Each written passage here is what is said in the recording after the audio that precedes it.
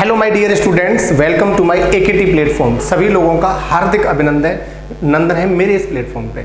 मेरे प्यारे दोस्तों, बहुत ही अच्छा लगा जिस तरीके से आप लोगों ने यूट्यूब पे जो भी अपनी प्रॉब्लम्स को शेयर किया है और गवर्नमेंट के खिलाफ जो भी स्टैंड लिया है। सर कंटिन्यू करते रहिए, कुछ ना कुछ पॉजिटिव हमें मिल रहा है, लेकिन हमें पीछे नहीं हटना है क्योंकि सरकार हमें चूना लगाने की स्थिति में है। बेटा ध्यान रखना है, हमें पीछे नहीं हटना है, हमें आगे बढ़ते ही रहना है। और जो भी हमने मूवमेंट शुरू किया है उस मूवमेंट को क्या करना है बेटा, कंटिन्यू रखना है। कब तक? जब तक हमारी डिमांड, जब तक हमारे अधिकार हमें नहीं मिलते। तो सरकार के खिलाफ जो भी स्ट्राइक, डिजिटल स्ट्राइक हम लोग कर रहे हैं, जो भी वर्बल स्ट्राइक हमारा हो रहा है बेटा, वो हमें कंटिन्यू रखना है बड़े पैमाने पर। और कुछ न कुछ हमें जरूर इसका बेटा आगे चल के कुछ न कुछ एडवांटेज जरूर मिलेगा। सरकार हमारी जरूर सुनेगी। ठीक है बेटा, कंटिन्यू करते रहिए, हम सब लोग आपके साथ हैं। और बस मज़ेदार तरीके से अपनी चीज़ों को समझते रहिए और बेटा अपनी मांगों को सरकार के सामने रखते जाइए कि सर बेरोजगारी की जो मांग है ना सर, वो बहुत ही ज़्यादा है हमारे देश में और उसे जल्दी से जल्दी सरकार पूरा करे,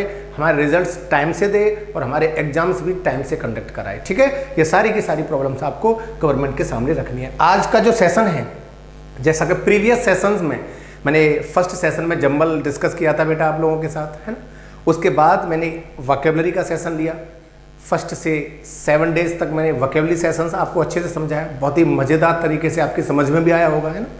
आज जो मैं कराने वाला हूँ कॉम्प्रिहेंशन का एक नया पार्ट, जिसको बोलते हैं पैसेज। क्या बोलते हैं बच्चों? पैसेज। ये जो पैसेज है ना, ये कुछ बच्चों की नींद उड़ा के रखी है इस पैसेज ने। बच्चे कहते हैं सर समझ में नहीं आता। बेटा समझ में बिल्कुल आएगा। आप एक गलती कर जाते हो, आप पैसेज की लेंथ को देखकर, है ना, बहुत ज़्यादा बड़ा होता है तो उसे आप स्किप कर देते हो, छोटा होता है उसको भी आप ट्राई तो करते हो लेकिन समझने की कोशिश नहीं करते हो। पैसेज छोटा हो चाहे बड़ा हो, हमें समझना है और मेरे साथ पॉइंट टू पॉइंट सारी चीज़ें सीख लेनी है। मैं आपसे एक वादा करता हूं बेटा कि आपका जो भी पैसेज प्रॉब्लम है वो मैं नहीं रहने दूंगा और जल्दी से जल्दी दूर कर दूंगा, अमर उजाला की तरह। Are you getting my point? I think you getting, समझ में आ रहा होगा। आज मैं जो आपको बताने वाला हूं, आज जो मैं कराने वाला हूं बेटा आप लोगों को, मैं बता ही देता हूं बेटा आप लोगों को, वो कराने वाला हूं पैसेज का इंटरप्रिटेशन। इंटरप्रिटेशन का मतलब होता है कि किसी भी पैसेज को किस तरीके से अंडरस्टैंड करना है और किस तरीके से आप लोगों को क्वेश्चंस के अकॉर्डिंगली अप्लाई करना है। मेरे दोस्तों बहुत ही मजेदार तरीके से मैं इंटरप्रिटेशन लेके आया हूं। अभी मैं फिलहाल के लिए लेवल फर्स्ट कराने वाला हूं। फिलहाल के लिए मैं क्या कराने वाला हूं? Level first. मैंने 3 लेवल्स में कैटेगराइज किया हुआ है। जैसा कि आपने देखा होगा मेरे प्रीवियस लेक्चर्स में, मैंने जंबल को भी ऑलरेडी 3 क्लासेस में डिवाइड किया था। नाउ पैसेज की बारी है और वो भी मैंने 3 अलग अलग लेवल्स में जो है डिवाइड किया हुआ है। और एक एक लेवल को आपको बड़ी ही प्यार से, बड़ी प्रिसीजन के साथ, बड़ी ही एक रीडिंग स्किल्स को लेके चीज़ों को समझाने की कोशिश करूंगा। मेरे बच्चों इस सेशन में मैंने इंक्लूड किया हुआ है वोकैबुलरी एनालाइज। कोई भी पैसेज होगा, सबसे पहले मैं वोकैबुलरी एनालाइज पे थोड़ा फोर्स करूंगा, जोर दूंगा, है ना। और दूसरा है ग्रामर एनालाइज। ग्रामर का भी एनालाइज करना है थोड़ा बहुत, है ना। देखो भाई पैसेज की बात हो रही है तो वोकैब का एनालाइज करना बनता है। और सेकेंड वन जो है वो क्या बनता है बेटा, आपका ग्रामर एनालाइज बनता है। और जो सबसे मोस्ट इंपॉर्टेंट चीज़ है दैट इज रीडिंग स्किल्स। ये बहुत ज़रूरी है। बच्चे कहते हैं कि सर पैसेज समझ में नहीं आता, जल्दी से जल्दी पैसेज को सॉल्व कैसे करें, पैसेज को कम टाइम में विद इन मिनट्स कैसे सॉल्व करते हैं। आई विल टेल यू, मैं आपको सब कुछ बताऊंगा। Don't worry my dear students, I am here to solve your problems, definitely I will do. But लेकिन सबसे बड़ी प्रॉब्लम जो हो रही है ना, वो पता है क्या हो रही है बेटा, आप लोगों का पैसेज को स्किप करना। आज के बाद स्किप ना करें और एक पैसेज रोज लगाएं। रीडिंग का मतलब जानते हो सर, इसको बार बार रीड करना पड़ेगा। रीडिंग करने से ही आपकी स्किल्स इंप्रूव होंगी, रीडिंग करने से ही आपकी स्किल्स इंप्रूव होंगी। तो बस कैरी ऑन, लगाते रहिए, रोज कम से कम एक पैसेज को लगाइए। और घर पर पैसेज सॉल्व कैसे करेंगे वो मैं आपको बताऊंगा। सबसे पहले मैं आपको थोड़ा इसके बारे में समझाना चाहूंगा। देखो बेटा समझना, देखो मैंने बात की पैसेज के बारे में, ठीक है ना। पैसेज को मैंने 3 लेवल में डिवाइड किया, लेवल फर्स्ट, लेवल सेकंड और लेवल थर्ड। मैंने अलग अलग 3 लेवल में पैसेज को क्या किया बेटा, डिवाइड किया। मैं किस तरीके से आपको यहाँ इन चीज़ों को सॉल्व कराऊंगा, मैं थोड़ा थोड़ा बेसिक बता के चलता हूँ आपको, ना थोड़ा फोकस करिएगा ना। मैंने कहा लेवल फर्स्ट में मैं लेके चलूंगा इजी लेवल।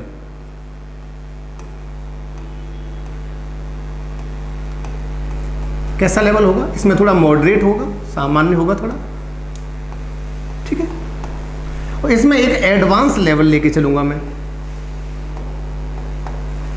तो इसमें लेवल थर्ड में एडवांस रहेगा, लेवल सेकंड में मॉडरेट लेवल रहेगा, और फर्स्ट वाले में थोड़ा इजी रहेगा। लेकिन इतना भी इजी नहीं रखने वाला हूं, जैसा कि आप समझ रहे हो सर, जैसे कि एक राजा था, उसके 3 रानियां थी, है ना, इस तरीके का पैसेज रखने वाला मैं नहीं हूं। हालांकि एक आध पैसेज में आपको ऐसा कराऊंगा, अगर आपका कॉम्प्रिहेंशन बहुत ज़्यादा कमज़ोर है, आप अगर वीक हो, don't worry my dear student, मैं कराऊंगा आप लोगों को। लेकिन मैं लेवल फर्स्ट में भी एक सही लेवल लेके चलूंगा, जहां से आपके क्वेश्चंस एग्जाम में पूछे जाते हैं। तो मैं डिस्कस करने वाला हूं लेवल फर्स्ट। थोड़ी सी बात जानते हैं लेवल फर्स्ट के बारे में। देखो, लेवल फर्स्ट को मैंने इजी लेवल का नाम दिया है ना। इसमें क्या होता है, देखो ये ऑब्जर्व करने वाली बात है, 1 से लेके 8 लाइन तक हो सकती है इस पैसेज में, ठीक है। ये जो लेवल फर्स्ट में है, जो पैसेज में आपको कराऊंगा, सॉल्व कराऊंगा मेरे प्यारे बच्चों, उसमें 1 से लेके 8 लाइन, यानी एक कम से कम 1 लाइन तो होगी, और फिर ज्यादा से ज्यादा 8 लाइन हो सकती है, मिनिमम 1 लाइन हो सकती है, और मैक्सिमम 8 लाइन्स हो सकती है। क्लियर हो रहा है? ये थोड़ा इजी लेवल का रहेगा, इसमें चीजों को समझने में थोड़ी आसानी रहेगी, है ना। इसमें क्या होता है, ये आप समझ रहे हो, कोई भी पैसेज है, डिपेंड करता है लेवल सेकंड है, लेवल थर्ड है, तो नोट करके इन चीजों के बारे में थोड़ा ध्यान रखना है आप लोगों को। कोई सा भी लेवल आप सॉल्व कर रहे हो ना, तो इन चीजों के बारे में ध्यान रखना है आपको, जो मैं बताने वाला हूं। पैसेज चुटकियों में सॉल्व करोगे my dear students, it's my promise, है ना। And you know my way to solve any type of comprehension related to you can say jumbles, passages, cloze test, the best approach you will get, okay. तो देखिएगा, note में समझिएगा। पहला क्या है कि सर आपको पता करना है कि सर थीम क्या है पैसेज की, थीम क्या है, ठीक है। दूसरा पता करना है सर आपको सेंस क्या है पैसेज का, सेंस कैसा है, ठीक है। और थर्ड वाला क्या पता करना है बेटा, सेंट्रल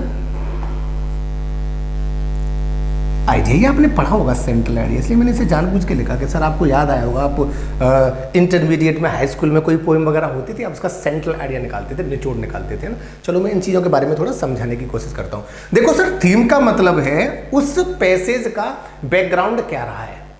ऐसा हो सकता है कि पॉलिटी से रिलेटेड है, पॉलिटिकल थीम है, हो सकता है सोसाइटी से रिलेटेड है, सोशल थीम है, हो सकता है धार्मिक चीजों से रिलेटेड है, स्पिरिचुअल थीम हो सकती है, इकोनॉमी से रिलेटेड होगा तो इकोनॉमी थीम होगा, इकोनॉमी पर बेस्ड है, पॉलिटी पर बेस्ड है, साइंस पर बेस्ड है, ज्योग्राफी पर बेस्ड है, कहीं भी बेस्ड हो सकता है। ये आपका काम है, this is your duty to find out the right theme of the passage. Passage की राइट थीम क्या है ये पता करना आपकी ड्यूटी बनती है भाई। ये ध्यान रखना, सबसे पहले ये काम करना है कि पैसेज किस चीज के बारे में बात कर रहा है। गेटिंग समझ में आ रहा है। दूसरी बात करते हैं सेंस के बारे में। सेंस का मतलब है, देखो मीनिंग होता है कि वो क्या रिप्रेजेंट करता है, वेदर पॉजिटिव सेंस है और हो सकता है नेगेटिव सेंस है। तो जब भी पैसेज के बारे में आप पढ़ें, चीजों को समझें, तो फर्स्ट और लास्ट थिंग जो आपको समझनी है after theme that is sense. तो सेंस का मतलब क्या है, पॉजिटिव भी हो सकता है और नेगेटिव भी हो सकता है, ये आपको देख लेना है ना, ठीक है बेटा। पॉजिटिव है कि नेगेटिव है, कैसा सेंस दे रहा है। और लास्ट वन दो है बेटा सेंट्रल आइडिया। सेंट्रल आइडिया क्या है, सेंट्रल आइडिया का मतलब है चीजों की समरी क्या है, पैसेज की समरी क्या है, सारांश क्या निकला, पैसेज में किस बारे में बात की गई, किस चीज को पॉइंट बनाकर सेंटर बना के पैसेज को डिस्क्राइब किया गया, डिस्प्ले किया गया है। तो जिस तरीके से पैसेज को डिस्क्राइब किया गया, डिस्प्ले किया गया, जो भी उसका सेंट्रल आइडिया है, जो भी उसकी मतलब कह सकते हैं थ्योरी है, जो भी उसकी समरी है, उसको समझना भी आपकी ड्यूटी बनती है। ये तीन चीजें आप लोगों को समझ लेनी है बेटा, किसके अंदर, पैसेजेस के अंदर। चाहे वेदर आप बात करें लेवल फर्स्ट के बारे में, चाहे लेवल सेकंड के बारे में, चाहे लेवल थर्ड के बारे में। मैं सच बता रहा हूँ बेटा, पैसेजेस आपको बहुत ही आसानी से मिल जाएंगे, आप आसानी से सॉल्व कर पाओगे। बहुत ही मज़ेदार चीज़ों को बहुत ही प्यार से अर्जुन सर के साथ आते हैं और स्टार्ट करते हैं आज लेवल फर्स्ट से passage number first. Are you ready guys?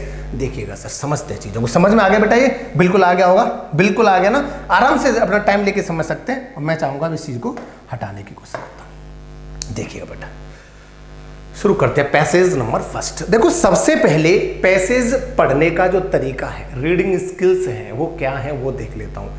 देखो, पहले आप पैसेज को पढ़ना स्टार्ट करोगे, पहले start to read passage formally. कुछ नहीं करना, फॉर्मली पढ़ना है आपको, बिल्कुल औपचारिकता पूरी करनी है, ये सोच लीजिएगा।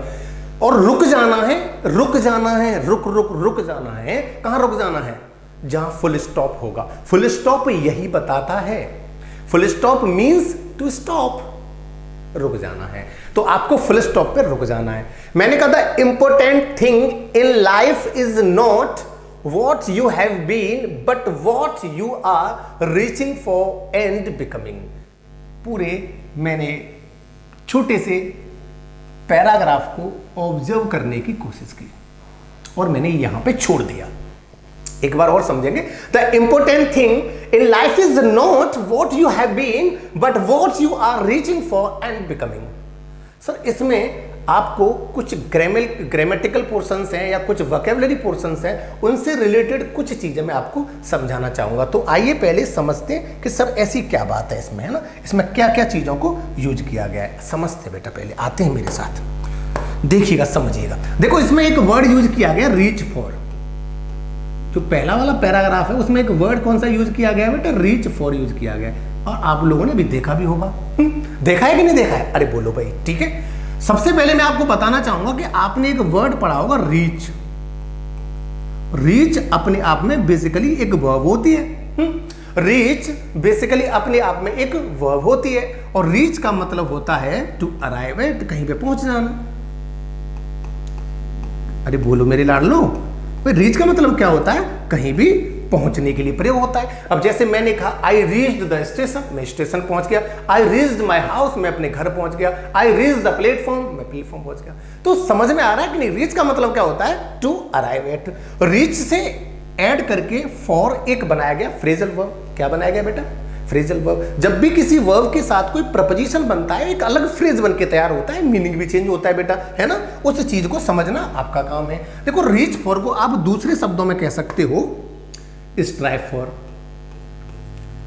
क्या कह सकते हो बेटा? Strive for. सर बहुत अच्छे अच्छे वर्ड्स मिलेंगे मेरे साथ। मेरा पैसेज सॉल्व कराने का तरीका थोड़ा अलग है भाई। मैं चाहता हूं कि आप पूरा टाइम दें। मैंने बोला ना एक दिन में घर पे एक पैसेज सॉल्व करना है, स्टार्ट करने का this is the best way.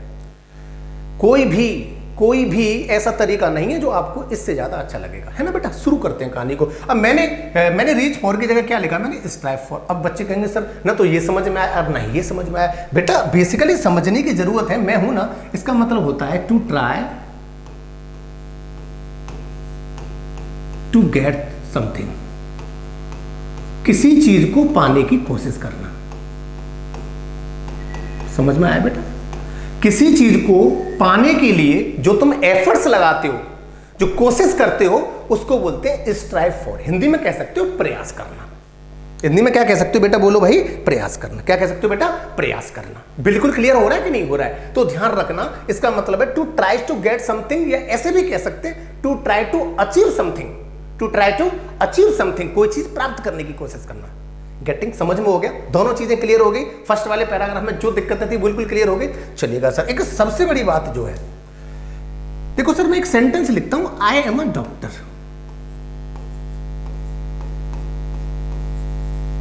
ठीक है, और अब मैंने एक सेंटेंस और लिख दिया, I have been a doctor.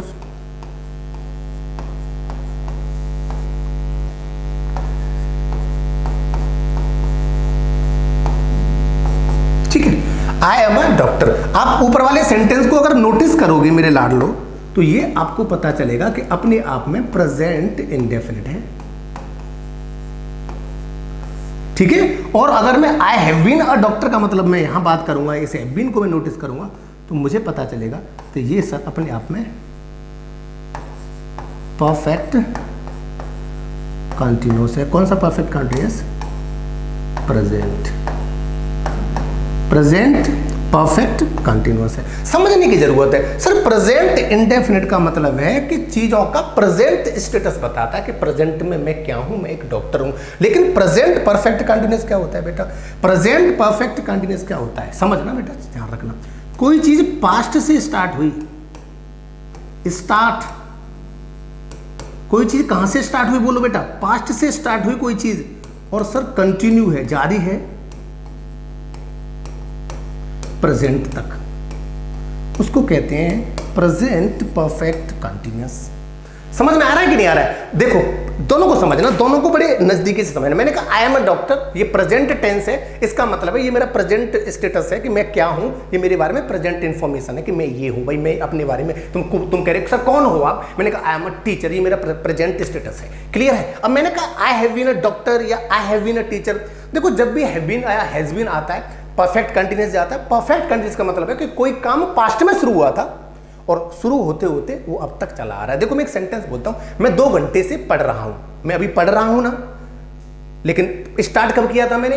Past में किया होगा, अब से पहले स्टार्ट किया होगा। बिल्कुल क्लियर हो रहा है कि नहीं हो रहा है? तो ध्यान रखना, तो ध्यान रखना। I have been a doctor का मतलब है कि मैं डॉक्टर रह चुका हूं, यानी अभी डॉक्टर हूं, इससे पहले मैंने ये काम कब स्टार्ट किया था बेटा? पास्ट में स्टार्ट किया था।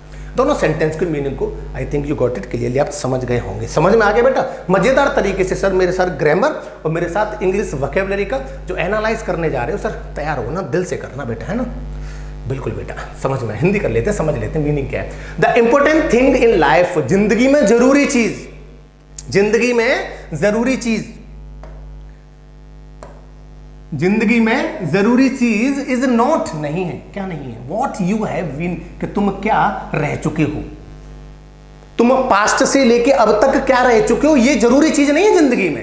एक ड्यूरेशन को शो करता है, ध्यान रखना, एक टाइम पीरियड को बताता है। हैज बीन, हैव बीन, समझ में आ रहा है? तो तुम जिंदगी में क्या रह चुके हो, ये जरूरी नहीं है चीज, ये जरूरी चीज नहीं है, है ना? बट, लेकिन, बट का मतलब क्या होता है? बट एक कंजंक्शन होता है, पता होगा बेटा। बट का मतलब क्या होता है? एक कंजंक्शन होता है, और बट का मतलब होता है दिए हुए स्टेटमेंट का विरोध करना, कॉन्ट्राडिक्शन करना। बट का काम क्या होता है? दिए हुए स्टेटमेंट का क्या करना? विरोध करना। मैंने कहा भाई प्रोग्राम फिक्स था, प्रोग्राम कैसा था? फिक्स था। The programme was already fixed, लेकिन मैं नहीं जा सका, बट आई कुडंट, मैं नहीं जा पाया। प्रोग्राम फिक्स था लेकिन मैंने विरोध, मुझे जाना चाहिए था लेकिन मैं नहीं जा पाया, मैंने स्टेटमेंट को क्या कर दिया? कॉन्ट्राडिक्ट कर दिया। ठीक है बेटा, समझ में आ रहा है? तो जो तुम हो जिंदगी में वो जरूरी नहीं है, क्या रह चुके हो, क्या वॉट जरूरी क्या है? What you are reaching for, बताया था। रीच फॉर मतलब जो तुम प्रयास कर रहे हो कुछ पाने का, जो तुम क्या पाना चाह रहे हो, क्या प्रयास कर रहे हो, वो जरूरी है। एंड बिकमिंग, और क्या होना चाहते हो, क्या बनना चाहते हो लाइफ में, जो तुम रह चुके हो, और वो जरूरी नहीं है। तुम क्या प्रयास कर रहे हो, क्या हासिल करना चाहते हो, और क्या बनना चाहते हो, ये जरूरी है जिंदगी में मेरे प्यारे बच्चों। आई थिंक फुल स्टॉप तक क्लियर हो गया हो, एकदम अमर उजाला की तरह मजा आ गया होगा। फंक्शनल चीजों को भी समझते रहेंगे। शुरू करते हैं सर आगे। Eight my as when I can see the end of the road more clearly than most, I can sit back and recollect in tranquility the varying vicissitudes of my life and what it has taught me. पूरा जो भी paragraph था second वाला, मैंने उसे observe किया बेटा, और ऑब्जर्व करने के बाद मैंने रुकना कहाँ है, मैंने रुकना कहाँ है? फुल स्टॉप पे रुकना है बेटा। बोलो हाँ या ना, रुक गया मैं फुल स्टॉप पे, रुक गया कि नहीं रुक गया? बोलो भाई, मैं फुल स्टॉप पे रुक गया नहीं रुक गया? बिल्कुल रुक गया। शुरू करते हैं सर। मैंने कहा, एक बार और पढ़ते। At my age when I can see the end of the road more clearly than most, I can sit back and recollect in tranquillity the varying vicissitudes. गलत बोल रहा हूं मैं सर, विसिट्यूड्स। क्या बोलते हैं इसे? विसिट्यूड्स। क्या बोलते हैं बेटा इसे? Vicissitudes of my life and what it has taught me. देखते हैं सर इसमें क्या फंक्शन हम अप्लाई करेंगे, इसमें क्या फंक्शन अप्लाई किया गया बेटा, इसमें क्या चीज अप्लाई की गई वो समझते हैं मेरे साथ। समझोगे बेटा? आ जाइए, आ जाइए जल्दी से। सबसे पहले इसमें एक वर्ड यूज किया गया, वेरी।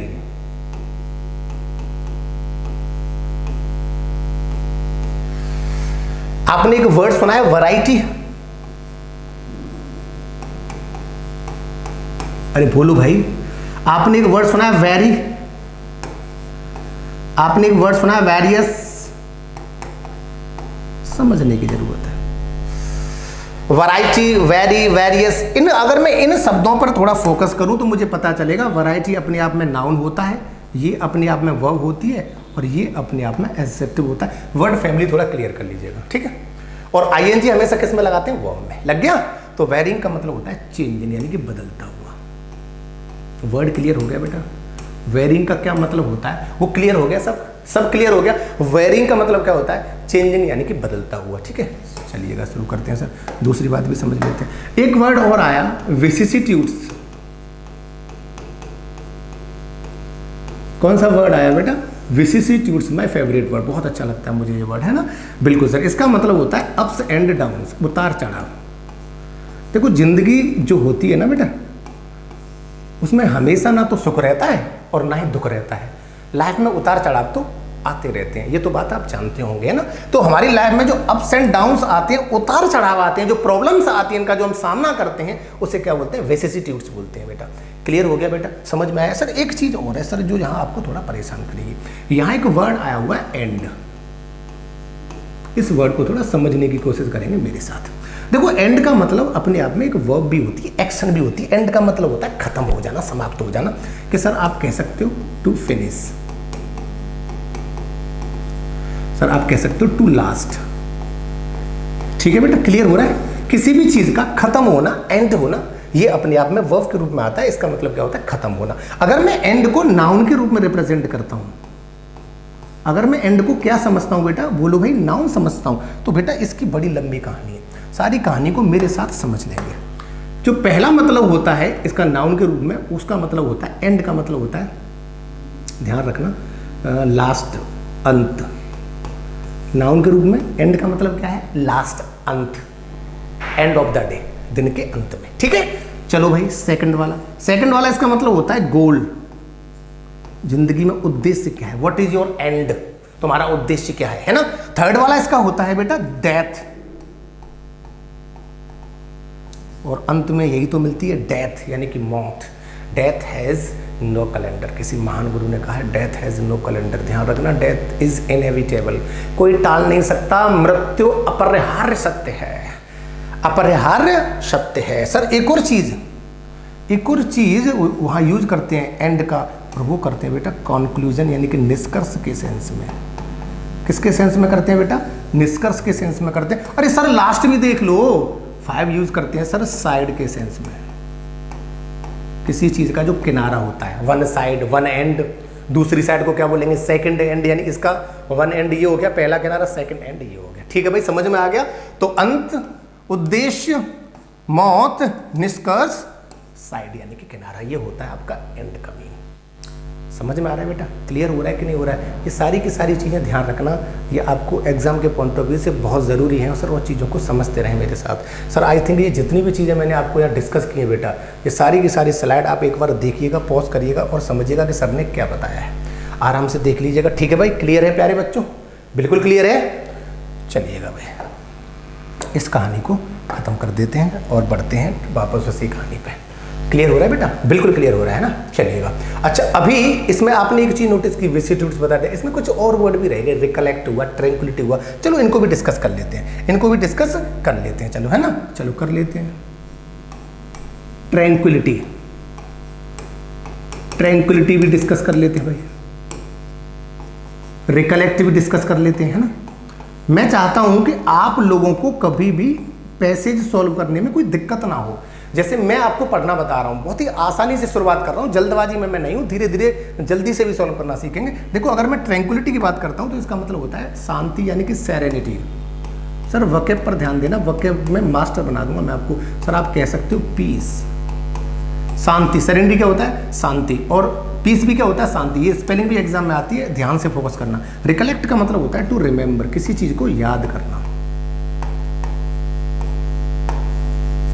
तो ध्यान रखना, रिमेंबर क्या होता है? रिकलेक्ट, यानी किसी चीज को याद करना। Tranquillity, recollect, varying, vicissitudes, and सारे के सारे वर्ड्स आई थिंक मजे आ गया होगा सर, समझ में आ गए होंगे। शुरू करते हैं सर अब। एट माई एज, मेरी उम्र में, एक पर्टिकुलर एज की बात हो रही है, एट लगा हुआ है ना, पर्टिकुलर पॉइंट है इसका। व्हेन आई कैन सी, जब मैं देख सकता हूं, the end of the road, अपनी, रोड का मतलब यहाँ रास्ते से नहीं है, यहाँ रोड का मतलब है सर उस जर्नी से जो मैंने जिंदगी में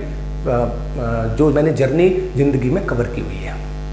जो भी जर्नी मैंने जिंदगी में कवर की है, जो भी यात्रा मेरी जिंदगी की रही है, तो आई can see the end of the road, मैं अपनी यात्रा का अंत देख सकता हूं। मेरी जो भी जिंदगी में जर्नी रही है, मैं उसका अंत देख सकता हूं। मोर क्लियरली, ज्यादा स्पष्ट तरीके से, देन, किसकी अपेक्षा? देन का मतलब क्या होता है बेटा? देन का मतलब क्या होता है बेटा? चीजों में कंपेयर करने के लिए आता है। किसकी अपेक्षा? मोस्ट, अधिकांश लोगों की अपेक्षा। अधिकांश लोगों की अपेक्षा मैं अपनी जिंदगी का जो भी अंत है, जो भी मेरी लाइफ की जर्नी रही है, मैं उसे ज्यादा स्पष्ट तरीके से देख सकता हूं। आई कैन सिट बैक, मैं आराम से बैठ सकता हूं। सिट बैक का मतलब you can sit to relax. Sit back का मतलब क्या होता है? टू रिलैक्स, मैं आराम से बैठ सकता हूं। एंड रिकलेक्ट क्या बताया था? टू रिमेंबर, और याद कर सकता हूं। इन ट्रैंक्विलिटी, शांति में। द वेरिंग क्या बताया था? अभी बताया था। वेरिंग माने होता है बदलता हुआ, चेंजिंग, जो बदलते हुए रहे। क्या? विसिसिट्यूड्स मीन्स उतार चढ़ाव रहे हैं, जो अप्स एंड डाउन्स रहे हैं ऑफ माई लाइफ, मेरे जीवन के। एंड और क्या? वॉट इट हैज टॉट मी, और जो भी इसने मुझे सिखाया है। ये जो इट है वो किसके लिए यूज हो रहा है मेरे भाइयों? ये हो रहा है लाइफ के लिए यूज। लाइफ के लिए यहां कौन सा प्रोनाउन यूज हुआ है बेटा? इट प्रोनाउन यूज हुआ है। यहां तक आपका फुल स्टॉप था। एक बार और समझते हैं। मेरी उम्र में जब मैं देख सकता हूं अपनी जिंदगी का अंत, अपनी यात्रा का अंत देख सकता हूं ज्यादा स्पष्ट तरीके से अन्य लोगों की अपेक्षा, मैं आराम से बैठ सकता हूं, रिलैक्स कर सकता हूं, याद कर सकता हूं शांति में वो बदलते हुए जो उतार चढ़ाव रहे हैं मेरी जिंदगी के, और जिंदगी ने जो मुझे सिखाया है वो सब याद कर सकता हूं। समझ में आ गया बेटा? क्लियर हो गया बेटा? समझ में आ गया बेटा? चलो भाई थर्ड वाला पैराग्राफ बात करते हैं। When I look back, I find that the great and glorious hours of my life were those when I gave a helping hand to others without expecting anything in return, and not when I struggled and succeeded to gain my own ends. समझना बेटा, यहां से start किया हम लोगों ने, पूरा पढ़ा बेटा। यहां से अंडरलाइन कर देता हूँ बेटा, हमने कहाँ से उठाना है और कहाँ पे छोड़ना है बेटा। जब वहाँ रुकना है, जब फुल स्टॉप लग जाएगा बेटा, जब हमारा पैराग्राफ खत्म हो जाएगा। पैराग्राफ खत्म हो गया, हम रुक गए भाई, रुक गए ना? बिल्कुल सर, एक बार और पढ़ लेंगे। When I look back, I find that the great and glorious hours of my life were those when I gave a helping hand to others without expecting anything in return, and not when I struggled and succeeded to gain my own ends. Clear हो गया sir? इसमें समझना, इसमें समझाने वाली क्या बात है? इसमें समझाने वाली क्या बात है वो समझना बेटा, जो मुझे लगता है आपके लिए जरूरी है। देखो बेटा समझना, यहां पे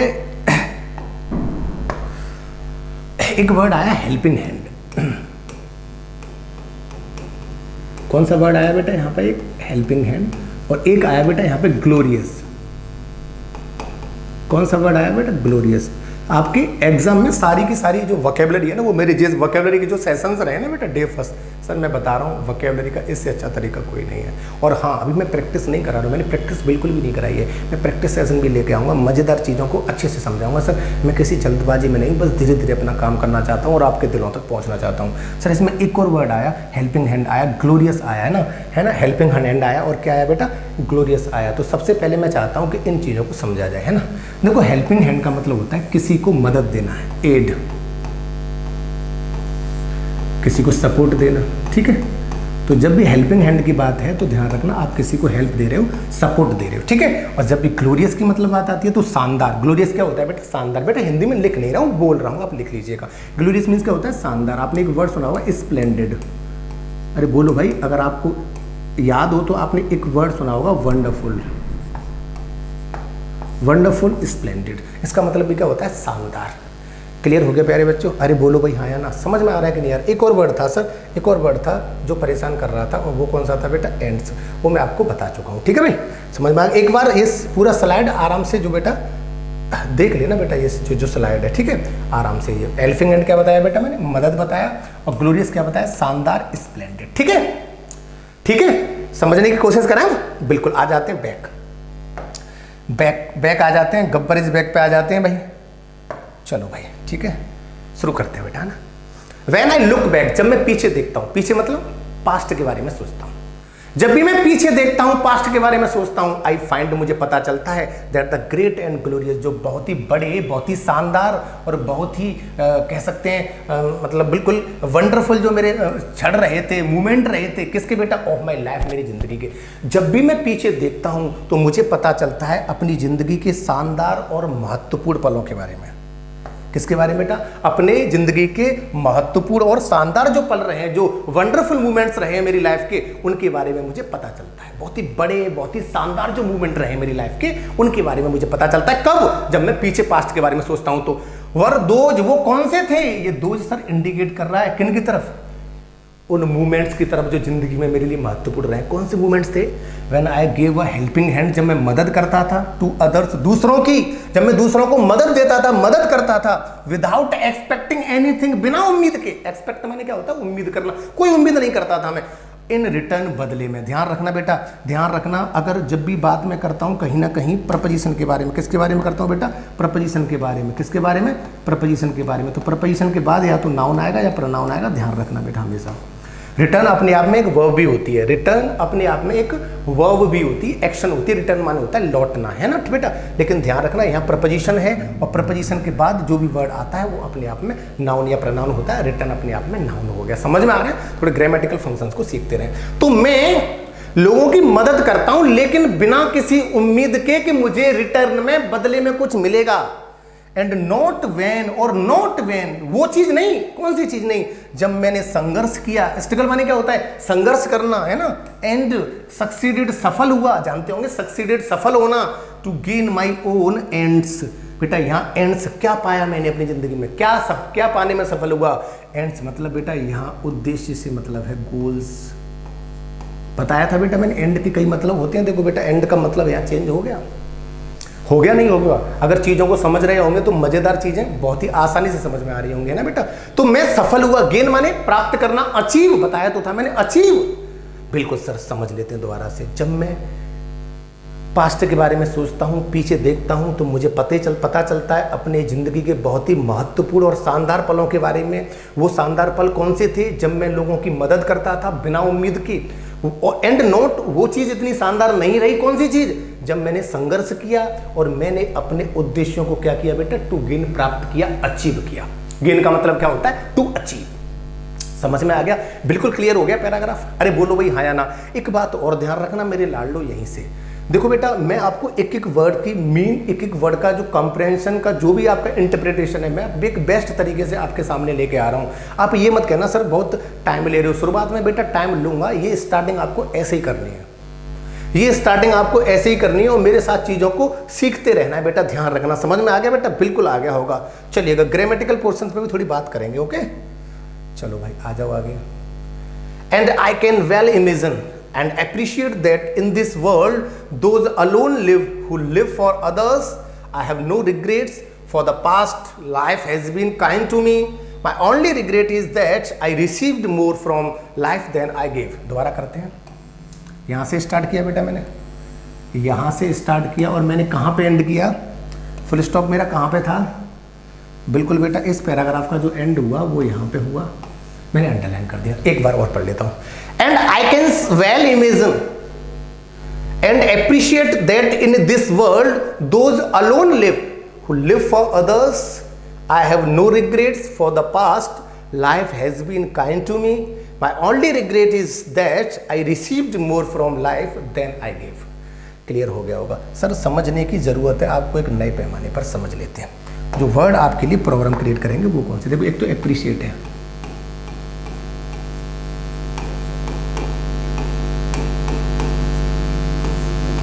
ठीक है? चलिएगा, एक वर्ड है इसमें रिग्रेट, एक वर्ड है इसमें अलोन। तो कहीं ना कहीं मैं चाहता हूं ये 3 वर्ड्स हैं, इनको मैं आपके सामने क्लियर कर दूं। आपका ग्रामेटिकल पोर्शन भी थोड़ा इंप्रूव होगा और आपके वोकैबुलरी स्किल्स भी इंप्रूव होंगे, ठीक है? एप्रिशिएट का मतलब होता है अपलॉड, किसी की तारीफ करना। बट लेकिन एक बात ध्यान रखना, आप किसी की तारीफ ये तब करते हो जब जिस इंसान ने वो काम किया है तारीफ के लायक, वो आपकी समझ में आ जाता है उसके बाद। जैसे आपने कोई काम किया हो, यार ये आपने इस तरीके से किया, यार प्रेज वर्दी, यार तारीफ के लायक है, गुड यार, समझ में आ गया? जब किसी इंसान का कोई काम आपकी समझ में आ जाता है तब आप जो अपलोड करते हो, दैट इज एप्रिशिएशन, ठीक है? रिग्रेट माने होता है अफसोस, दुख, सैडनेस।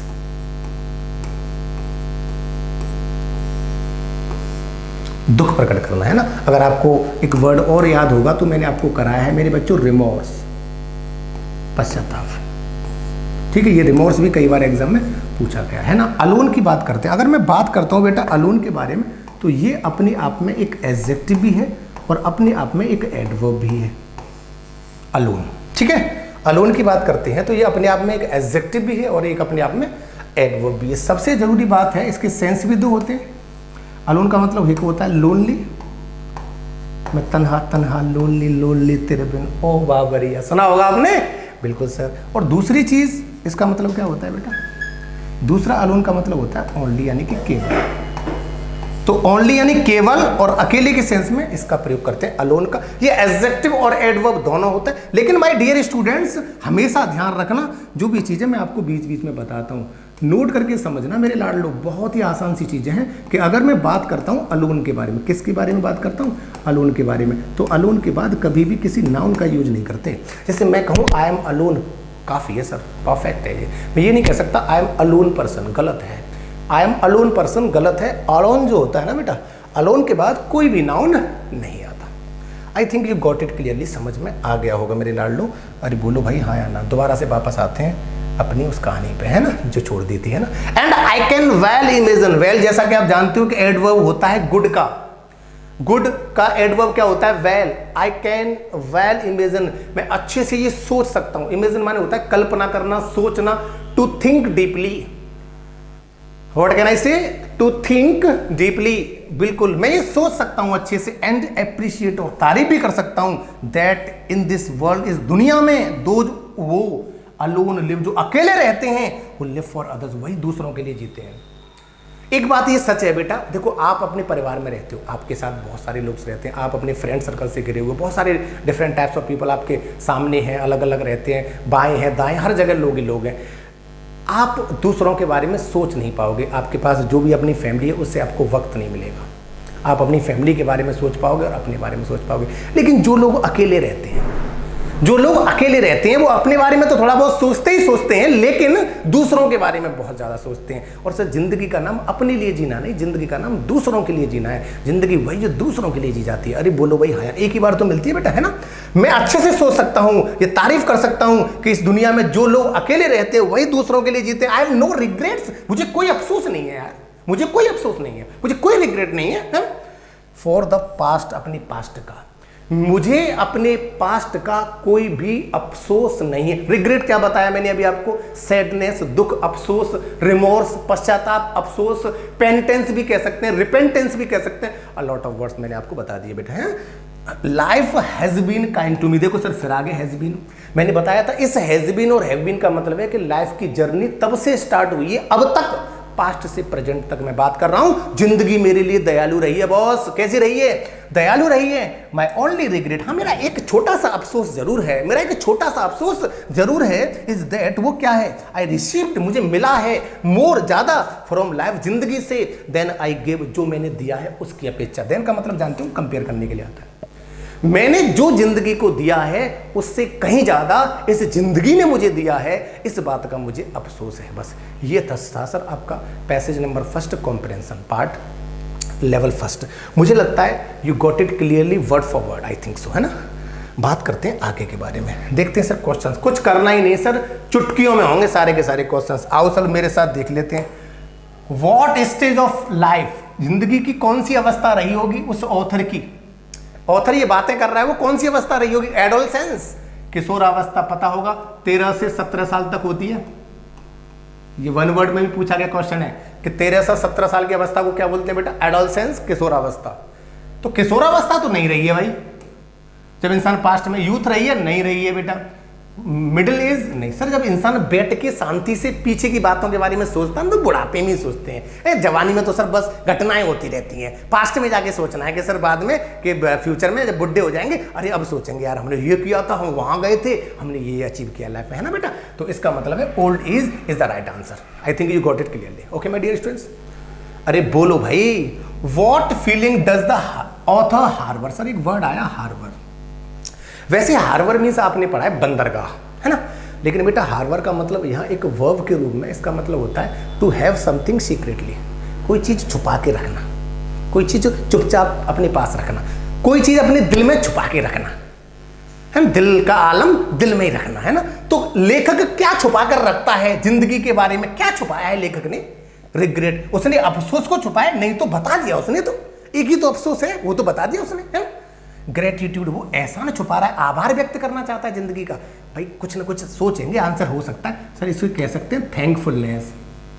क्या कह सकते हैं सर अंग्रेजी में? थैंकफुलनेस। सर मैं हिंदी में तो नहीं बता पाऊंगा बेटा, ध्यान रखना, बस हिंदी में बोल सकता हूँ मैं, हिंदी लिखने के लिए नहीं हूँ यहाँ पे। हिंदी से कुछ नहीं होता बेटा, हिंदी में बोलूंगा, आप कॉपी पे लिख लीजिएगा। मेरा काम है यहाँ पर चीज़ों को इंग्लिश टू इंग्लिश एक्सप्लेन करना है। ओके, बिल्कुल सर। आभार, एहसान, सैडनेस, दुख व्यक्त करता है, नहीं तो एक्सटेसी, क्या बोलते हैं इसे? एक्सटेसी। एक्सटेसी होता है आनंद, ये तो नहीं है। आनंद का मतलब होता है सर, आप कह सकते हो ब्लिस। क्या कह सकते हो बेटा? ब्लिस माने खुशी, आनंद। सर मुझे लगता है कि वो जिंदगी का एहसान, आभार व्यक्त करना चाहता है, और वो डायरेक्ट इस बात को कह नहीं पाया, इस बात को दिल में छुपा के रखा है उसने कि वो जिंदगी का एहसानमंद है, कि जिंदगी ने उसे बहुत कुछ दिया है लेकिन वो नहीं दे पाया। लास्ट सेंटेंस में आपने देखा होगा, क्लियर हो गया? तो gratitude is the right answer. What according the author, लेखक के अनुसार क्या चीज for the most fulfilling moment of life, उसकी जिंदगी के सबसे महत्वपूर्ण पल कौन से रहे? बताइए, ग्लोरियस आवर्स कौन से रहे? बिल्कुल सर, व्हेन ही रिकलेक्टेड, जब उसने याद किया था पास्ट के बारे में शांति से। नहीं भाई, ये तो नहीं रहे हैं। जब वो सफल हुआ अपने जिंदगी का मकसद प्राप्त करने में, नहीं ये भी नहीं रहे। जब उसने स्ट्रगल को मैनेज किया, सर मैनेज की तो बात ही नहीं हुई कहीं। When he could help other without expecting anything back, जब वो दूसरे लोगों की बिना उम्मीद के मदद किया कर सकता था, मदद करता था। ये D is the right answer.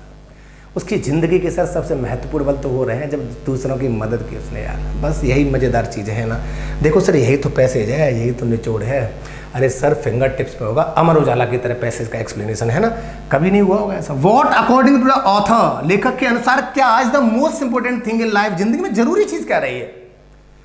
लेखक के अनुसार जिंदगी में क्या जरूरी चीज़ रही है? The achievements of one's life, जिंदगी की उपलब्धियाँ। उपलब्धियों की बात तो हुई नहीं कुछ जरूरियों में, है ना। द स्ट्रगल्स, जो भी संघर्ष किया, जो भी परेशानियां मिली उनका सामना किया, नहीं भाई नहीं। द थिंग, वो चीज, वन इज स्ट्राइविंग फॉर, जिसके लिए तुम प्रयास कर रहे हो। ऐसी चीज जिसके लिए कोई क्या कर रहा है? प्रयास कर रहा है, हासिल करना चाहता है। और बताया था strive for is equal to reach for. I think C is the right answer. First वाले पैराग्राफ में इसका आंसर दे दिया है, आप बैक करके देख सकते हो स्लाइड को।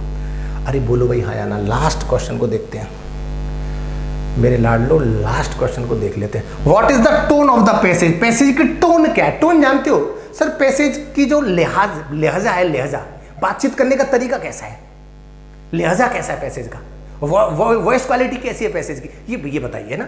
रिफ्लेक्टिव, विचारशील है, थॉटफुल है, चीजों पर विचार किया गया है। बिल्कुल सर, कहीं ना कहीं दिख तो रहा है, लेकिन आगे भी पढ़ लेते हैं। बहस की गई है कहीं, आर्गुमेंटेटिव है, बहस की गई है कहीं, बहस का तो कोई जिक्र ही नहीं है। ओपिनियटेड, सर ओपिनियटेड होता है, कह सकते हैं हट धर्मी। हिंदी में क्या बोलते हैं बेटा? हट धर्मी। अंग्रेजी में सर यहाँ थोड़ा स्पेस कम है तो बोल देता हूँ। One who has strong opinion about something, one who has strong opinion about something. कोई चीज के बारे में जब कोई व्यक्ति के विचार बहुत मजबूत होते हैं, बदलते नहीं है, कट्टरवादी विचारधारा होती है, हठधर्मी होता है, उसे बोलते हैं ओपिनियटेड। ये भी नहीं है सर, ऐसा कोई इसमें हट तो किया नहीं, ऐसी कोई कट्टरपंथी कोई बात ही नहीं हुई है। सैटेरिकल, मजाक, व्यंग, मोकरी। अरे बोलो, आपने क्या सुना होगा? मोकरी। अरे सर बिल्कुल, अमर उजाला से भी अच्छा प्रोनाउंसिएशन, सॉरी अमर उजाला से भी अच्छा एक्सप्लेनेशन लेके चल रहा हूं मैं। मोकरी, मजाक हुआ है कहीं? नहीं भाई, बस सीधी सी बात है, reflective is the right answer. कहीं ना कहीं चीज़ों पर विचार किया गया है, पास्ट के बारे में सोचा गया है। थिंक अबाउट द पास्ट, जो भी सोचना है ना। बोलो भाई हाँ या ना। ये था सर पैसेज का लेवल फर्स्ट से first passage. I think sir आपको समझ में आया होगा बेटा। मैंने बोला ना सर, आपको स्टार्ट ऐसे ही करना है बेटा, धीरे धीरे चीज़ों को समझना है। मैं आपकी उंगलियों पर, फिंगर टिप्स पे आपको पैसेजेस सॉल्व करना बताऊंगा और ये सिलसिला चलता रहेगा। जंबल आपकी समझ में बहुत अच्छा आया, वोकैबुलरी सेशन भी मज़ेदार चल रहा है सर, एक एक वर्ड को लेके चल रहे हैं सर। प्रैक्टिस भी अच्छी खासी कराने वाला हूँ सर अपकमिंग टाइम्स में, है ना। और एक बात और बता दूँ मेरे लाडलो, सबसे ज़रूरी बात है कि ज़्यादा से ज़्यादा प्रैक्टिस करनी है ताकि आप ज़्यादा से ज़्यादा प्राप्त कर सको। हर एग्जाम में पैसेज का कम से कम 4 और 5 मार्क्स का क्वेश्चंस आते हैं और किसी किसी एग्जाम में तो पैसेजेस जो होते हैं मोर देन 1, एक से ज़्यादा आते हैं। सीजीएल में तो भरपूर मात्रा में आते हैं, सीडीएस में तो भरपूर मात्रा में आते हैं और एनडीए में भरपूर मात्रा में आते हैं। तो इस भरपूर मात्रा का एंजॉय लेते रहिए और सीखते रहिए मेरे साथ इंग्लिश विद अर्जुन सर। आज के लिए thank you and keep watching.